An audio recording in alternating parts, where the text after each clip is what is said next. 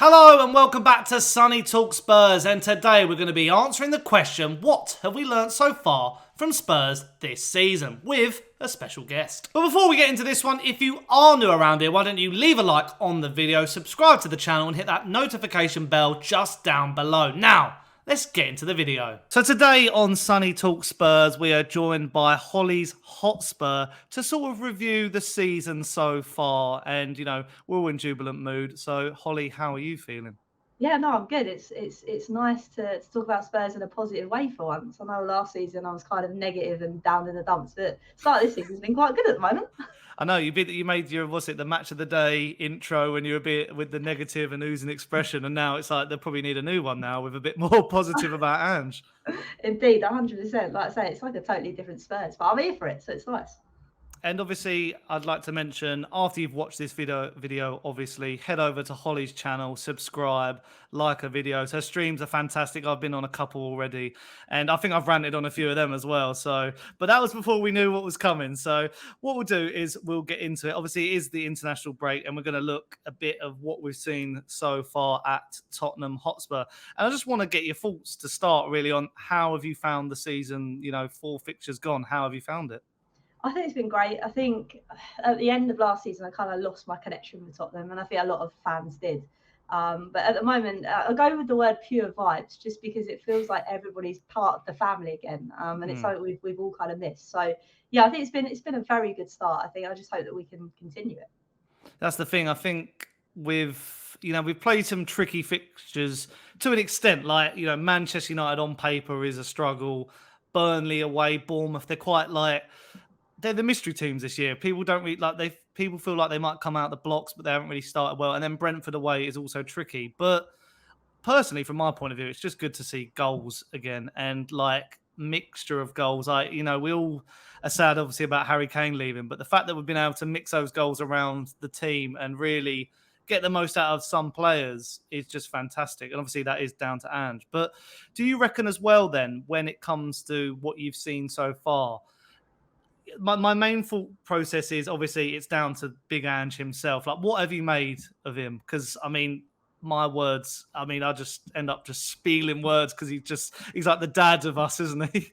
He really is. And I think that's the thing. I think where we've had managers that are very cryptic, it's nice to see him in press conferences. I know everybody quotes him, but it's so nice for him to just come out and say how it is. And I know that sometimes with managers, you don't necessarily want that. But I think with Spurs, like I say, where we've had managers that you never really know what they're going to say and you never really know if they're talking with truth. But with Ange, you just see that he's loving being there too. And I think that's something we've missed. I think these previous managers were like, they think they're better than Spurs. Whereas Ange is coming to prove something that he can do it in the Premier League. So, yeah, I just love him. And I think that these players have needed a shoulder around them, if that makes sense. Because we are seeing the best out of some of these players now. Yeah. And do you reckon as well, obviously the style of football is just what have you made of that? Obviously the Ange press, those fullbacks who bomb and the high line and the midfield and Bissouma looks like a different player, and Kulusevski's coming into his own. Son at the weekend with a hat trick. What have you made of the vibe, as you say? It's just a totally different Spurs. It's amazing what happens when you play players to their strengths. You actually see the players and what they can do, especially say with Bissouma. He is totally a different person, but it shows that he's enjoying his football again. I think sometimes we forget as fans that these guys are human as well. They need to be enjoying what they're doing, and that's how you get the best results. But in terms of the football, I'm actually off my seat for once, not trying to stress behind a pillow, which is quite nice to experience watching Tottenham again. But no, I love it. I think the high press is definitely, like I say, something Ange just brought. But I think without Harry Kane, as much as I don't want to mention his name, I feel like we need to know life about him, because regardless if he stayed or didn't stay this season, he was probably going next season. So I think maybe it's a blessing in disguise, to say the least. That's what annoys me at the moment. It's like something that Tottenham fans could say they're grateful for is we've had amazing players through the years, especially attackers. You think like Sheringham, Berbatov, Klinsmann, Bale, and they all come and go, but the football team still carries on. And we've got this new life under Ange. And I just like those points you made. Like, he will put his arm around you, but he'll tell you when when push comes to shove, he will, berate you to an extent. But you mentioned before, you must have seen these questions beforehand. You mentioned the likes of what's come before us in the last couple of years. Do you look at like the appointments of Mourinho? I never like to say Nuno, but he was involved, and Conte. And do you like regret those decisions, or do you think at the time like it was worth it? Like it was worth a go? Like because I still think like I will give Levy his due. I think it was worth a shot, and it backfired, and we can own up to that. But putting in managers like Mourinho and Conte was worth a shot, and now we've gone back to the Pochettino style of a young, I say young, like an up and coming manager, young as in terms of maybe experience. Do you reckon? Like, what are your thoughts on that? Really, like, is there any regret there at all? I think hindsight's a beautiful thing. I think at the time I was definitely right. We're getting a winning manager, so to speak.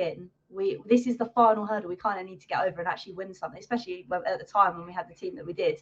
But sadly, it didn't work out. Now, I think there was a few reasons to why that hasn't worked out. I think the chairman and the board have something to say about it, but I also think it was the stubbornness of both Conte and Mourinho, because like we've mentioned already, Bissouma is a different player now because he's playing the football he should be playing, whereas beforehand he necessarily didn't play in the system that is now Tottenham, which has always been Tottenham in that attacking football. So I don't think they were necessarily the wrong appointments. I just think nobody really 100% bought into what Conte and necessarily what Tottenham are, if that made sense. It just kind of was a bit like wrong time, wrong place, but we haven't tried it, so let's just go for it. So I don't know. I'm happy that we are where we are now, because it makes us feel, what's the word? It makes us feel happy that we are in the situation we are now. Because I think if we didn't have those managers, would we then go down that cycle again? I don't know. But I'm happy that Ange is here, because it's definitely more of the Tottenham way. And I know we talk about Pochettino. Pochettino was probably the same sort of vibe, but we kind of learned late on that if you don't mix it up, then sadly it does come to an end. So I'm hoping that with Ange's dad nature that was like Poch's, but also the fact that he is also very cutthroat, that we could potentially progress further with him, because he wants what he wants, if that makes sense.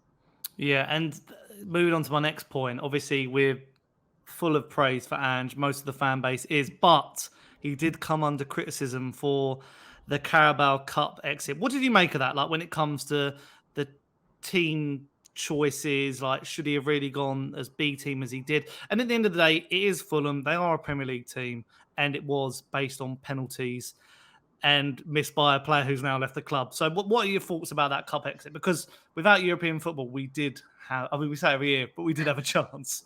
But I think that's the thing. You've got to be in it to win it. As cliche as that sounds, that is how it is. And I think making changes was definitely a right call, just maybe not 9 of them. As we know, with Tottenham, there is a slight difference. There is a big difference between our suggested starting 11 and our kind of reserve team.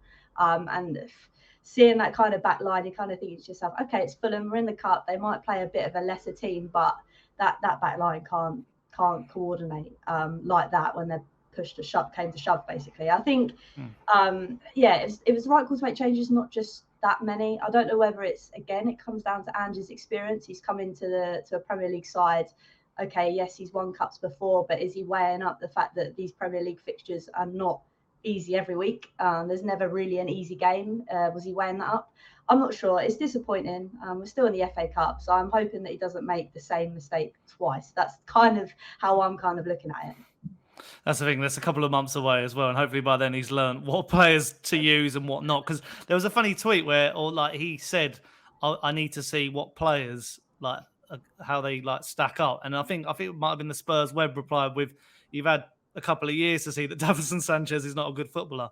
But moving on now to the transfer window, obviously, I think we were one of the top spenders in the end. But what have you made of the signings, in particular, James Maddison, Micky van der Ven?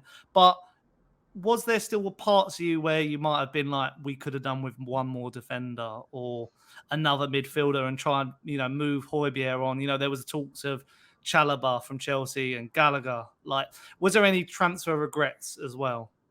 I think everybody says it. Maddison is the signing of the summer. I think he's just absolutely transformed that midfield. And yes, I know Bissouma's been playing well as well, but he has been the missing key we've needed for a long time. So when the start of the window happened, I was very, very pleased with how it was going. In terms of when you talk about another defender, I think Micky van der Ven is is amazing. I call him Daddy Longlegs because his legs are so long and He is, so isn't he?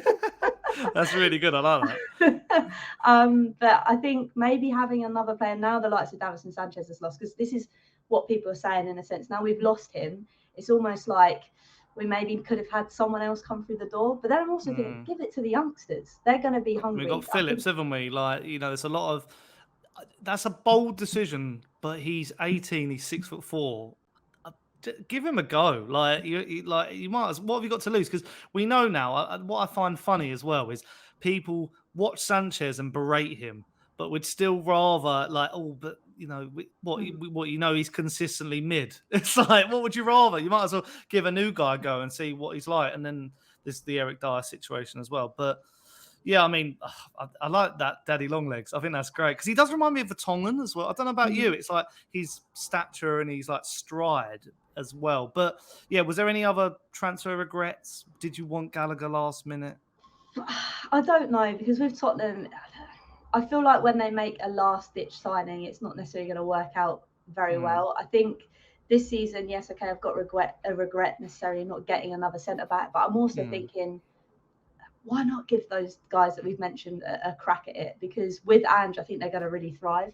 And I feel like Rome, and I know I say this every year, but I feel like Rome's not built in a day. We've just got a new manager in. He's got these new players. We've still got players that are coming. Like, you never know. There might be a player that, I'm not saying Eric Dyer, because I hopefully he's going to regenerate himself. But I'm saying there might be players in these teams like Bissouma that could come to the forefront of things that we never really thought of. So I don't know. I'd say I'm happy with the transfer window.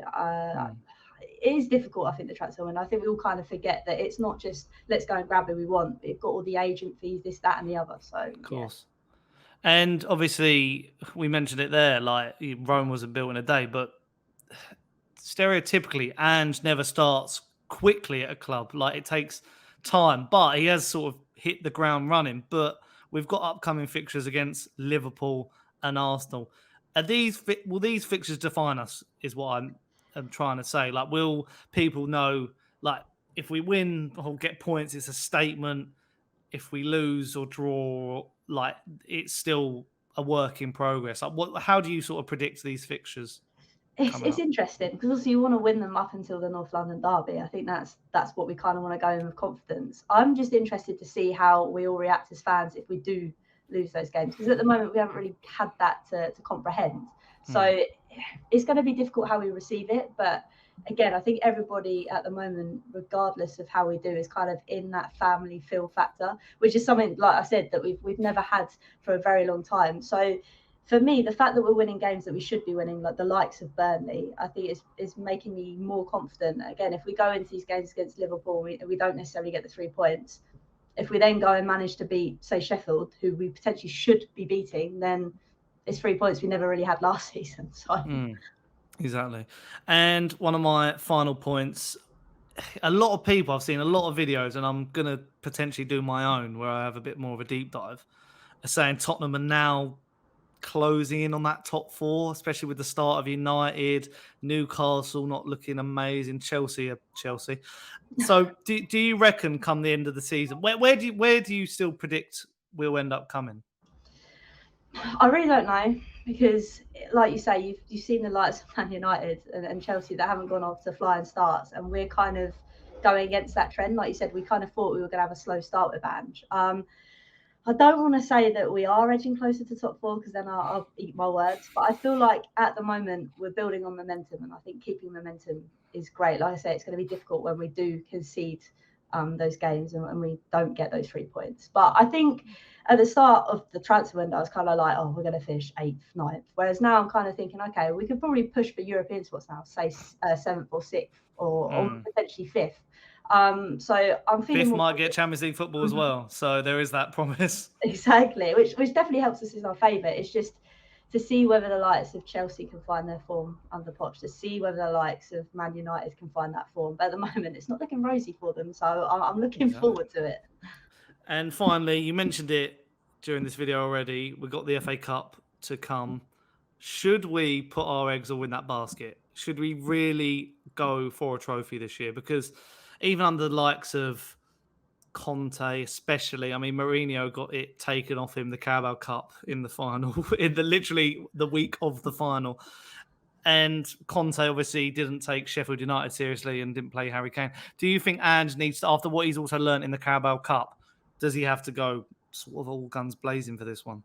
I think so. And I think the thing is as well, we've been very patient as a fan base. We've gone through a lot of thick and thin. And I know that's with many clubs, but I think with the likes of having Sonny still here, with the likes of those players that should, I mean, I know Hugo's not going to potentially be in the team anymore, but to think that he hasn't necessarily had that kind of thing with Tottenham, it's a bit like, come on, someone's got to push to give. So I think Ange will learn from the Carabao Cup, and I'm hoping that, yeah, we get a trophy this season, because I think it's a must-needed thing. And it's like you said, where there's the 5th spot opening up for Champions League, you can kind of like lay a little bit off when those cup fixtures come out, and then hopefully be able to pick up the points afterwards. So there we go. Some bold predictions there. And it's made me more nervous. I don't know why. But going into this, I felt fine. But the more you talk about Tottenham, especially now we've had like a week or so off of it, you're just like sitting here just thinking what ifs, and people coming up with theories, and people who are non-Tottenham fans just thinking like, can they finish top 4? Can they win a trophy? Can they do this? And I'm just like, I want to just keep flying under the radar. That's what I thought we'd do this is just fly under the radar and no one would say anything, but people are telling us. But I've got to say, thank you very much, Hollie, for jumping on this. I think that was a very good way to analyse what we've seen, predict what we've seen. And obviously, if you haven't checked out Hollie, she's got an amazing channel, great live streams. Check them out. I think they're every Monday, aren't they? Every Monday. So go and subscribe to her channel. I think you're closing in on 3K as well. I'm closing on 1K as well. It's a grind, isn't it? So there we have it. There are mine and Hollie's thoughts on Spurs' season so far, and a few predictions to come down the line in the Premier League season. And as I said at the top end of the video, if you are new around here, why don't you leave a like on the video, subscribe to the channel, and hit that notification bell. And also in the description down below will be a link to Hollie's channel. And as I say, I've been Sonny Talk Spurs, and I'll see you again on the next one. And a ciao.